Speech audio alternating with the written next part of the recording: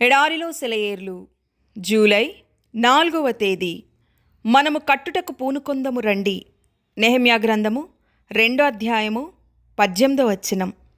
ఎడారిలో ఒక చిన్న గుడిసెను నిర్మించిన, ఒక నగరంలో పెద్ద ఇంటిని నిర్మించిన, ఒక నదిపై రోడ్డు నిర్మించిన, రైలు మార్గాన్ని నిర్మించిన, లేదా ఒక భూసంధిపై కాలువను నిర్మించిన, నిర్మాణ పని అనేది ఒక ఉన్నతమైన వృత్తి. నిర్మాణకులు ఎల్లప్పుడూ కలలుగంటారు. కలలుగనేవారు ప్రపంచాన్ని శూన్యత నుండి ఒక క్రమానికి, రూపానికి తీసుకొస్తారు. నెహెమ్యా కలలుగనేవాడు మరియు దేశభక్తుడు. ఆయన చెరకాలంలో పుట్టిన యవ్వనుడు. తన పితరుల సమాధులున్న పట్టణం శిథిలమైనందుకు దుఃఖించాడు. తనతో కొంతమందిని యెరూషలేముకు తీసుకొని వెళ్ళి దానిని పునరుద్ధరించడానికి రాజు అతనికి అనుమతినిచ్చాడు. తన హృదయంలో గొప్ప నెమ్మదిని పొందినవాడై ఒకరోజు రాత్రి బయటకు వెళ్ళి శిథిలాలను పరీక్షించాడు.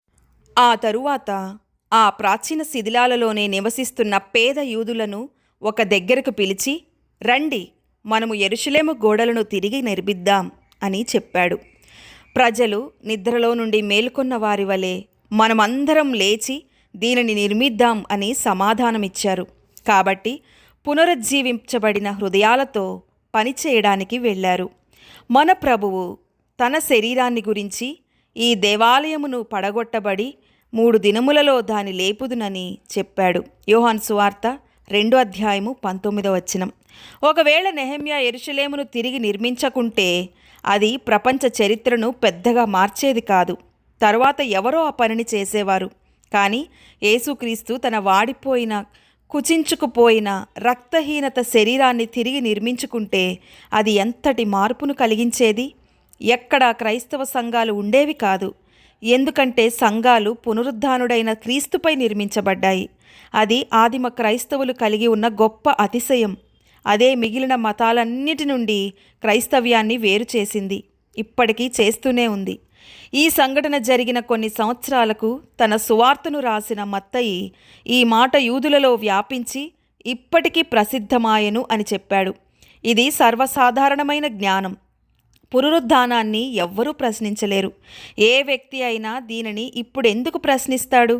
స్వాతంత్ర్య ప్రకటనపై సంతకం చేసేటప్పుడు ప్రకటించనప్పుడు ఇప్పుడు దానిని ప్రశ్నించే హక్కు మనకు లేదు. అది కూడా ఒక్కసారే జరిగింది. అది సహజమైన జ్ఞానం కనుక ఈరోజు మనం దానిని అంగీకరిస్తున్నాం. అన్నిటికీ మించి దానిని నిరూపించడానికి అమెరికా దేశంలో 55 రాష్ట్రాలు ఉన్నాయి. ఆ పత్రం ఫలితంగా ఆ రాష్ట్రాలు వచ్చాయి. కాబట్టి సంఘాలు కూడా క్రీస్తు పునరుద్ధానం ఫలితంగానే కలిగాయి. దేవుడి మాటలను దీవించునుగాక. ఆమేన్.